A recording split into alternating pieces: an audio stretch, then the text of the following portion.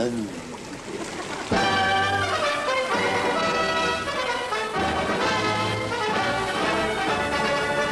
afternoon.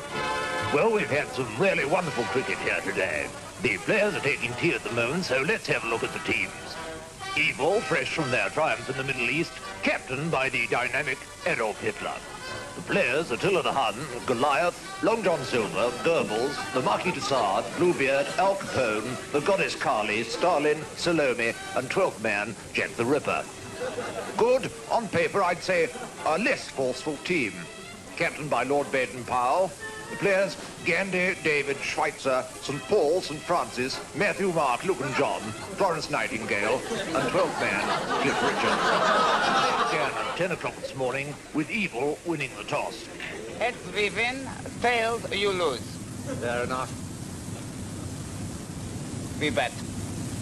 Oh dear.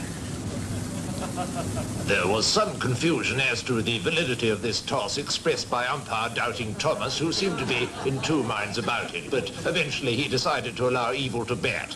Good, not surprisingly, adopting a very defensive field, 5 men on the boundary, with Albert Schweitzer way out in the long grass and not taking very much interest in the play. And here come the Marquis de Sade and Al Capone to open the innings for Evil, with Florence Nightingale to open the bowling. De Sade sporting a very aggressive bat.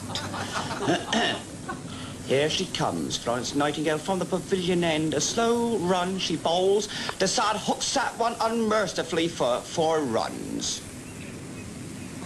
But Evil continued to pile on the runs, with de Sade looking impregnable. Florence Nightingale comes into bowl, another lob. De Sade belts that one away. They're taking one. He's punishing the bowling this morning, and he's even punishing the bowler, it seems. Florence Nightingale very upset about that. I don't blame her.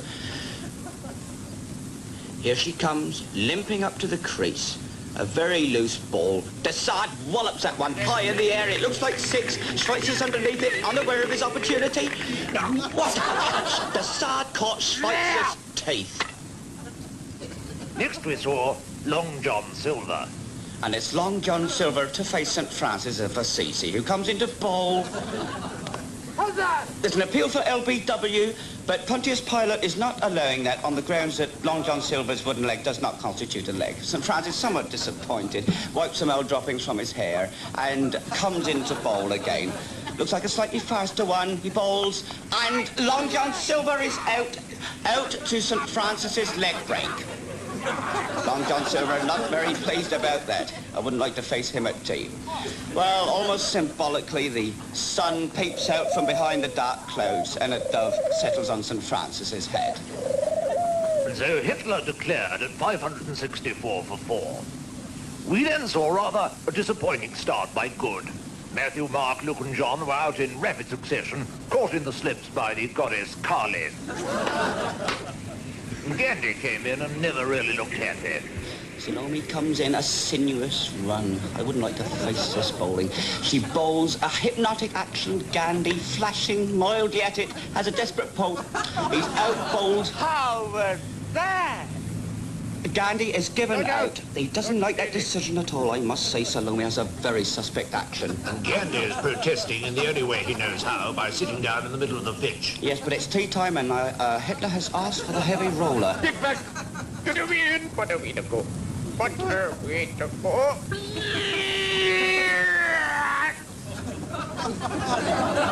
The tea, Good are 2 for 7 in reply to Evil's 564 for 4 declared. An almost hopeless position.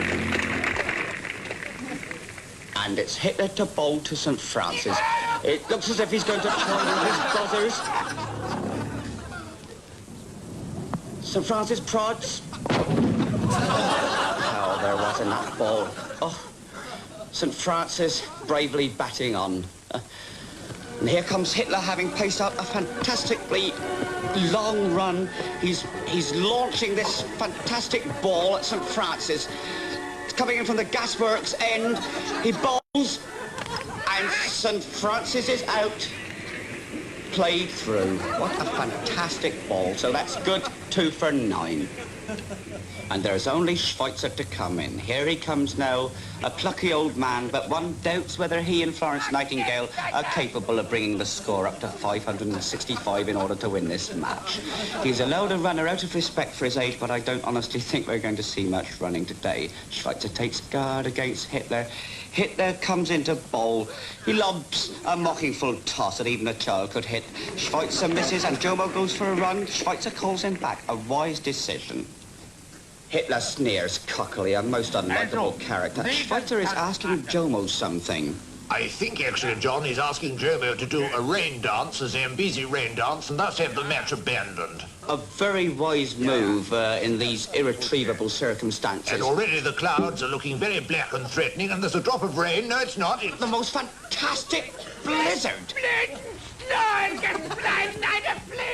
As I look out at the pitch now, I see that Schweitzer's runner, far from conjuring up a rainstorm, has conjured up a tremendous blizzard, unusual even for an English summer. This small, dark figure comes up to bowl to Schweitzer. Schweitzer hits that one high in the air. I've lost sight of the ball, E.W. They're taking a lot of runs in this interval. Well, it's the first time we've seen any real scoring from the good side. Hitler waiting impatiently. I have, in fact, just heard from Jodrell Banks that the ball has gone into orbit round the Earth. Well, that's fantastic from a man of 94. The runs are really piling on, and they're still dashing between the wickets. A tremendous finish, a tremendous finish. They're running like mad. And Good must have a really fighting chance as the ball passes Delhi for the 4th time. This is quite amazing. Jomo and Florence Nightingale hurtling between the wickets. Hitler looking up for the ball. The ball's re-entered the atmosphere. Schweitzer is out, caught Salome. A fantastic match, a tie. 564. So, a very exciting match ends in a draw. Much the result I expected, I must say, though the manner was a trifle unusual. The players are streaming off the pitch now, Schweitzer's runner leading the way, and that grand old man Schweitzer waving his bat in a triumphant gesture. I must say, a magnificent display by Schweitzer and the whole Good team in general, and retrieving an almost insuperable position.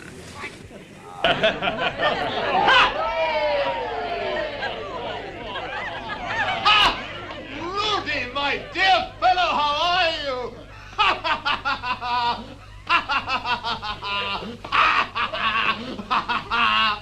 What's so funny? It's your face, Rudy, but welcome, welcome home! How are you, Count Ludwig? How's Bavaria? Well, you know Bavaria. Sometimes she's like a woman's smile in Easter. Sometimes she's like a small spiderweb glinting in the summer sun. And sometimes she's like a gnat who dances on the water. These flies. Aren't they appalling? But you, Rudy! Rudy, where have you been? I've been fighting in the campaign in Saxony. But what possessed you to go and fight in that bloody war? I went there to forget. To forget what, Rudy? I forget. And now you've returned to remember. And what better way of remembering than with a glass of fine Alsatian beer? Let's wine and dance and sing the night away. Fräulein, ale!